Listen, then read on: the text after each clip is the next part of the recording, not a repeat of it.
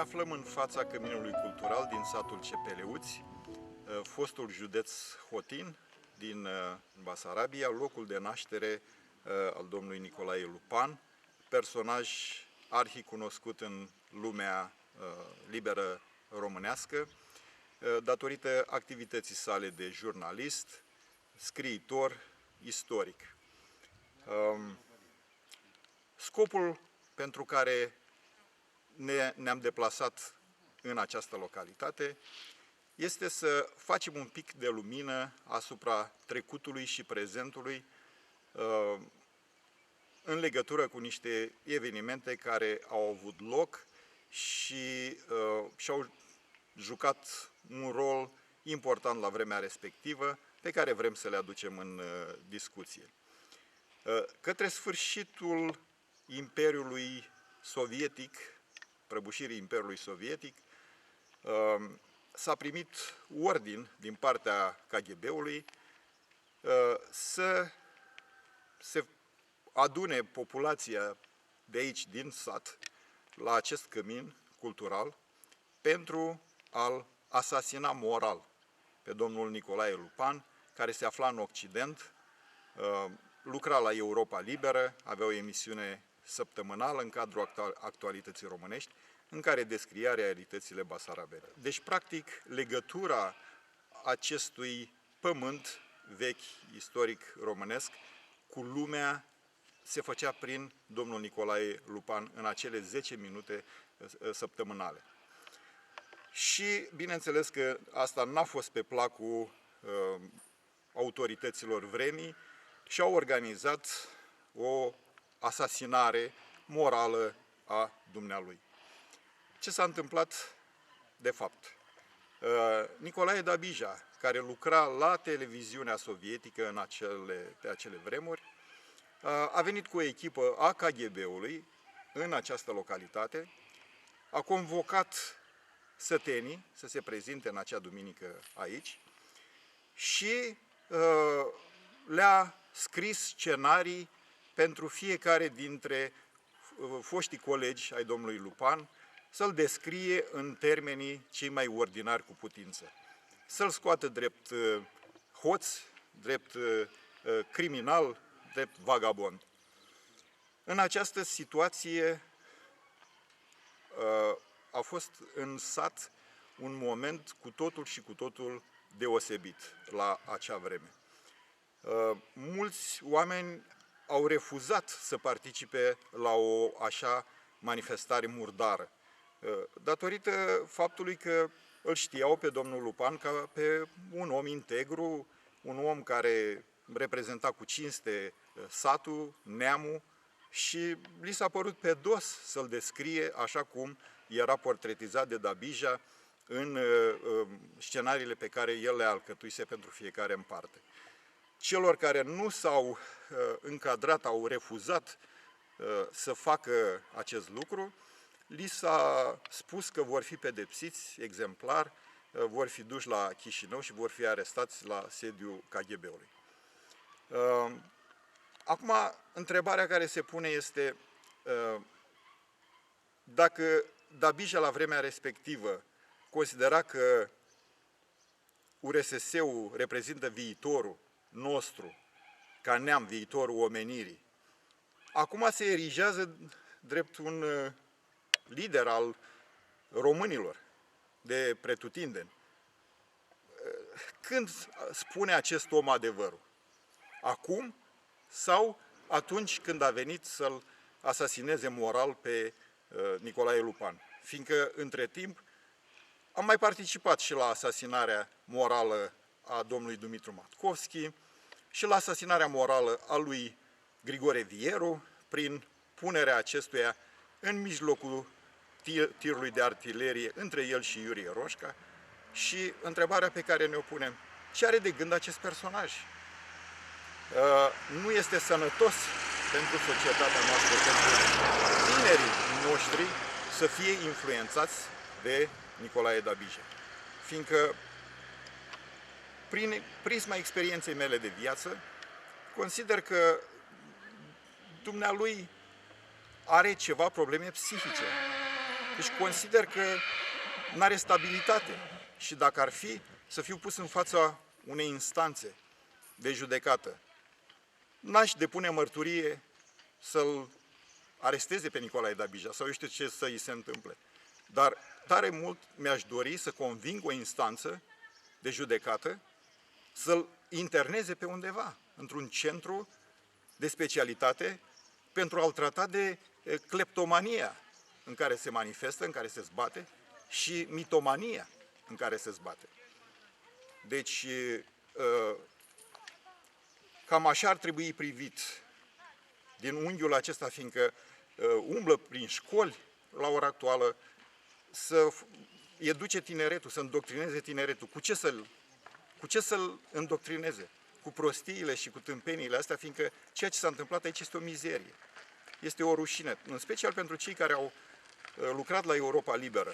Eu am fost numai colaborator în ultima parte, înainte de căderea zidului Berlinului, și știu în ce condiții s-a lucrat acolo. Deci cu toate că eram în lumea, așa zisă, lumea liberă, când ieșeam din sediul Europei Libere, trebuia să așteptăm spatele la zid câteva minute, să vedem cine trece pe stradă, cine este în stânga, cine este în dreapta noastră, ca să putem proceda, să mergem la taxiu sau la metrou sau la autobuz, fiindcă era foarte, foarte periculos. Deci s-a făcut un sacrificiu. Și pe sacrificiul acesta, să-și bată joc Nicolae Dabija în felul în care și-a bătut joc la vremea respectivă, nu stă în picioare. Deci, n-are sens toată chestia asta. Mi se pare o jignire în amorul propriu. Și de aceea am luat hotărârea, discutând cu fostul șef al secției române de la New York, de la Europa Liberă, domnul Justin Liuba, am hotărât să facem acest reportaj și să îl facem public. Vom solicita din partea celor care sunt în viață încă și sunt în cunoștință de cauză de ceea ce s-a întâmplat aici, să confirme dacă este adevărat sau dacă nu este adevărat. Iar în același timp, eu ca om și viu și întreg, aș ruga pe cei de la Moldova 1, de la televiziune, în cazul în care mai există filmul de atunci, să-l prezinte. A fost un an jubiliar, s-au prezentat anul trecut foarte multe filme vechi și este cazul să se prezinte și acest film făcut de Nicolae Dabija aici, ca să se știe cine este acest individ. În altă ordine de idei, aș spune următorul lucru. Domnul Nicolae Lupan s-a născut român. În copilărie, în tinerețe, a dovedit același românism. Chiar dacă a plecat în străinătate, a rămas același român. Deci este constant în ceea ce face, în ceea ce gândește, în ceea ce spune. Merită toată stima și tot respectul nostru, pe când Nicolae Dabija dovedește oportunism, instabilitate, nu se poate avea încredere în el, pare foarte rău, dar acesta rămâne un exemplu negativ pentru noi toți, cei care cinstim, prin truda noastră zilnică, numele de român. Mulțumesc!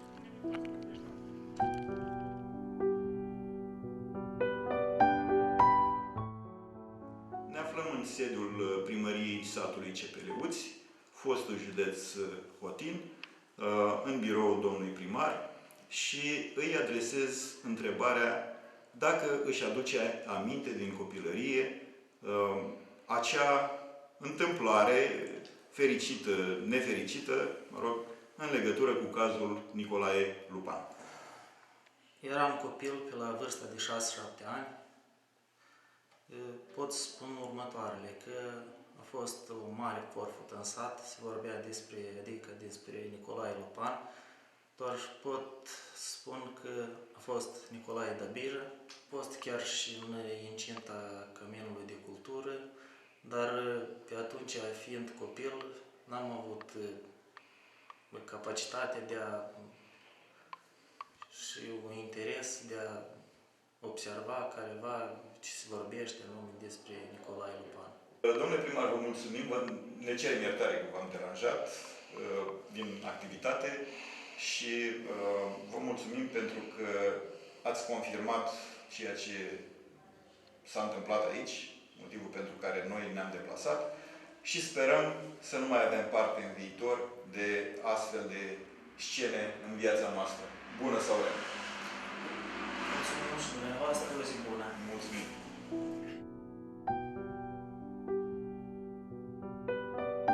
În satul Cepeleuți nu mai sunt prea multe rude de ale domnului Nicolae Lupan. Singura supraviețuitoare a familiei ar fi soția nepotului domnului Nicolae Lupan, ce și-a pierdut soțul în urmă cu 6 ani.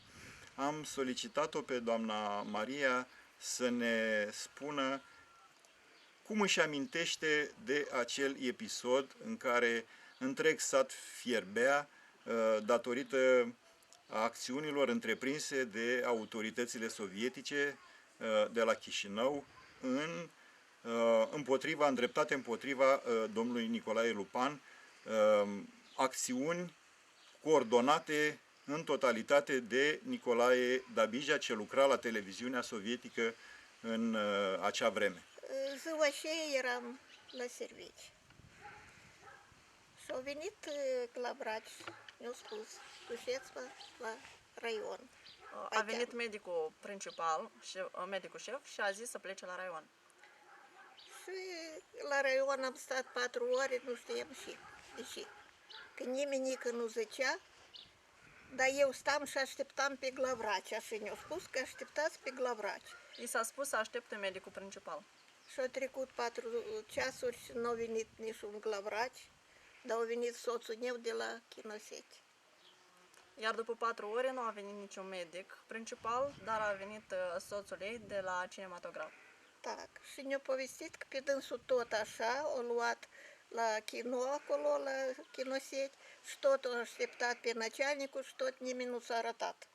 Și este 4 ceasuri și eu și el am stat, ia ca și am stat, am așteptat, dar și am așteptat.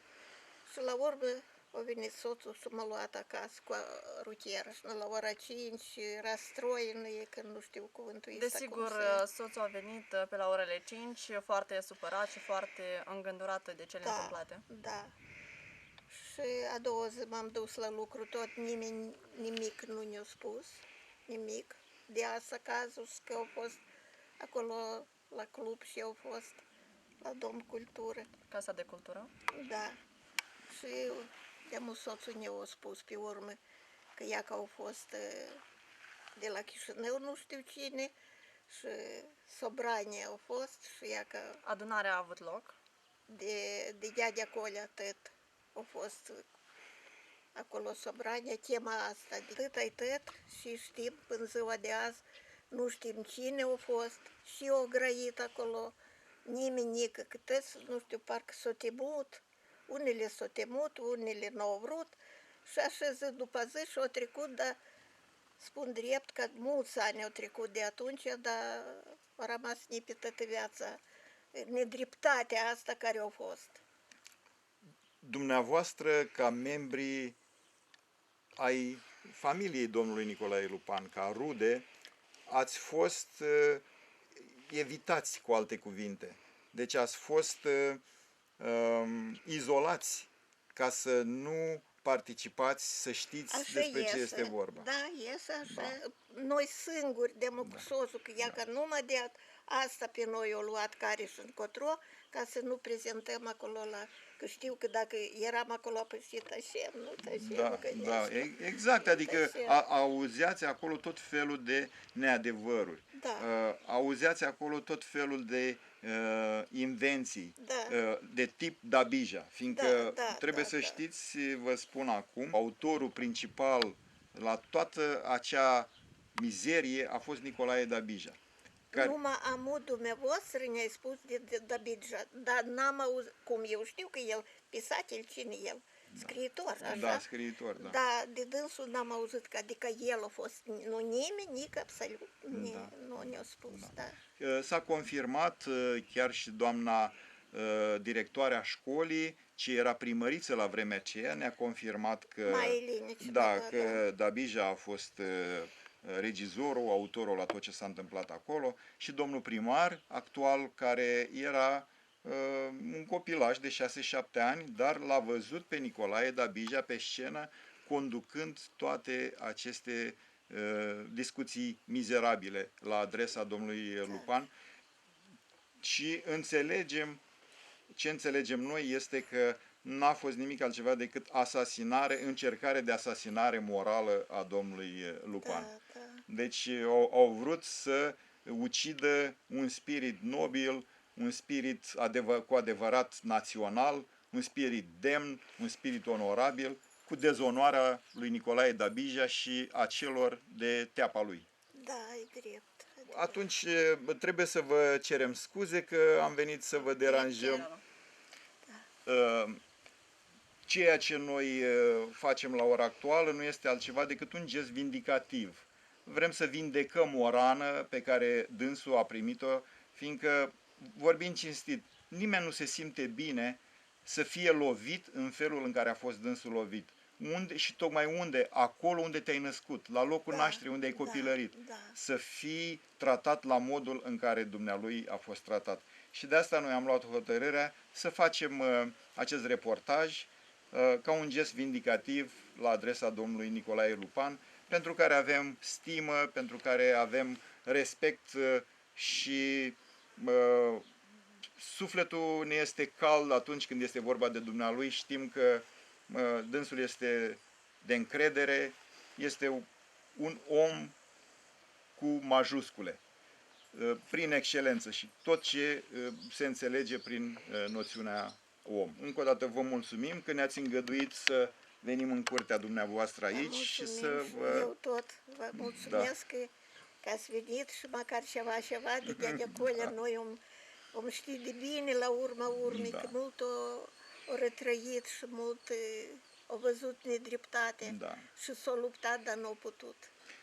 Ca asta, ca o paranteză, dânsul încă este hărțuit și hăituit.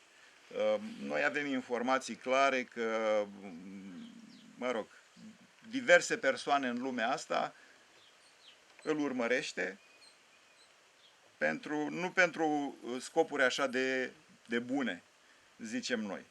Și presleduit, cum se spune, presleduit și până mult. Urmează și până în zilele de astăzi. Deci încă o dovadă în plus că domnul Nicolae Lupan este un adevărat luptător pentru cauza națională.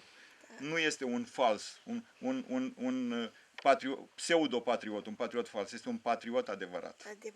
Toată viața și-a dedicat-o și-a închinat-o neamului în care a apărut pe lume. Și asta nu face altceva decât să ne încânte că mai avem astfel de personaje în neamul nostru, cu atâta istorie și, mă rog, un neam atât de încercat, atât de hărțuit. Încă o dată vă mulțumim și să sperăm că domnul Nicolae Lupan va urmări reportajul pe care noi îl facem azi.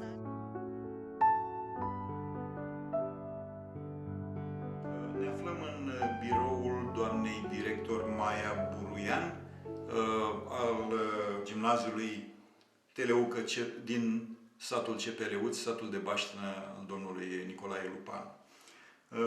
Distinsă doamnă director, dacă locuiați aici, în acest sat, când a avut loc așa zisul proces organizat de KGB-ul de la Chișinău împotriva domnului Nicolae Lupan, și ce făceați la vremea respectivă dacă locuiați aici? Deci în acea perioadă locuiam în sat și dețineam funcție de primar al localității.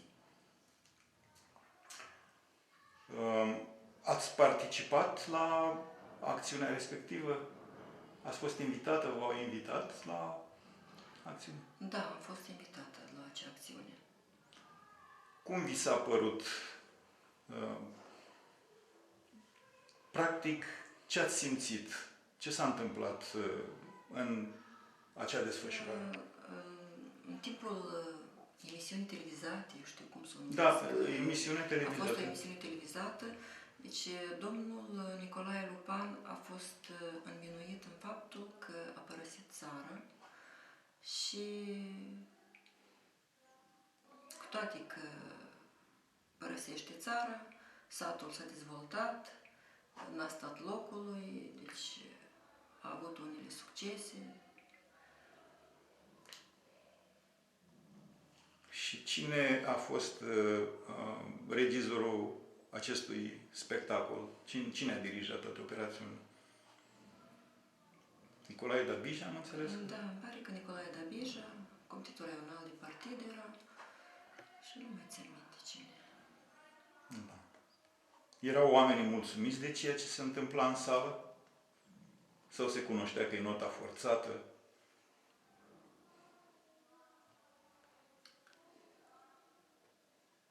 Să zic că au fost mulțumiți, n-aș zice. Ce simțeau?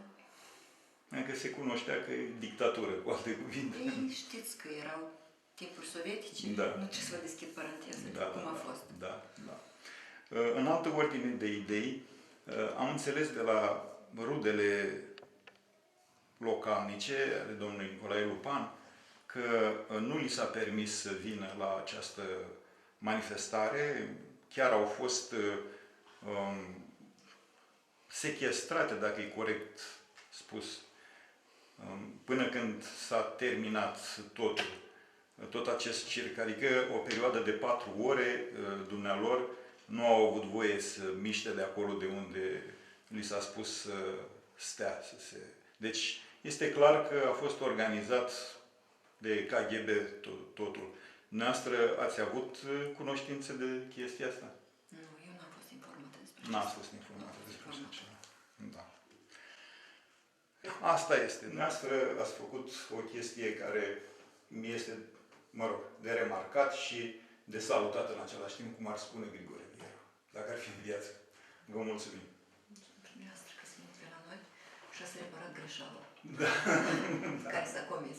Da. Pe tine. Din dragoste și din respect pentru domnul Nicolae Lupan. Domnișoara Maricica Ciubară este reprezentanta generației tinere din Republica Moldova și m-am străduit să cunoască, mă rog, cât mai bine din ceea ce s-a întâmplat aici la CPL-uți cu domnul Nicolae Lupan în vremurile sovietice. Aș vrea să-i adresez întrebarea: ce simte într-o astfel de conjunctură, în acest duel, să zicem, între cei doi Nicolae, Nicolae Dabija și Nicolae Lupan? Și cum vede viitorul nostru, ca neam, ca popor? Mă rog, așa o concluzie tinerească, o concluzie generală. Din perspectiva mea de tânăr și de faptul că ce mi s-a prezentat aici la CPL-uți Edineț, vreau să zic de fapt că, din păcate, aici în Republica Moldova avem persoane cu mai multe fețe, persoane care își construiesc palate de pe spinarea altora și persoane care devin personalități pe lacrimile celor care muncesc din greu.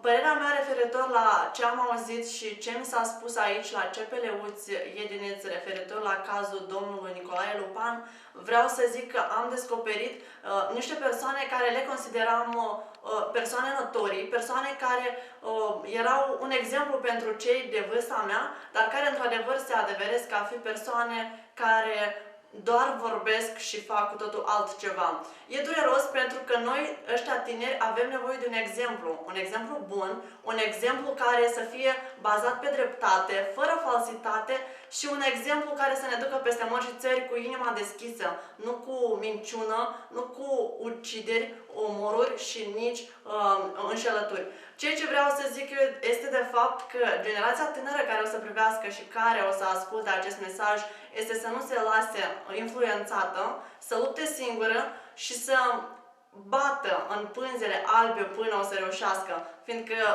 din stânga și din dreapta nimeni nu o să vină cu cu o palmă și să zică: uite, acolo ți-e locul, aici e bine și acolo nu. Nu! fiecare care se dă a fi bun și nu fiecare care vorbește frumos, într-adevăr ești de calitate. Dacă vreți să prosperați, dacă vreți adevărul și dacă vreți să aveți o țară prosperă, plină pe adevăr și bazată pe încredere, luptați singur, luptați deschis și iubiți ceea ce faceți, dar nu fiți falși. Acesta este celebrul caz Nicolae Lupan, petrecut în satul de Baștină al acestuia și de care am aflat personal, sincer să fiu, destul de târziu.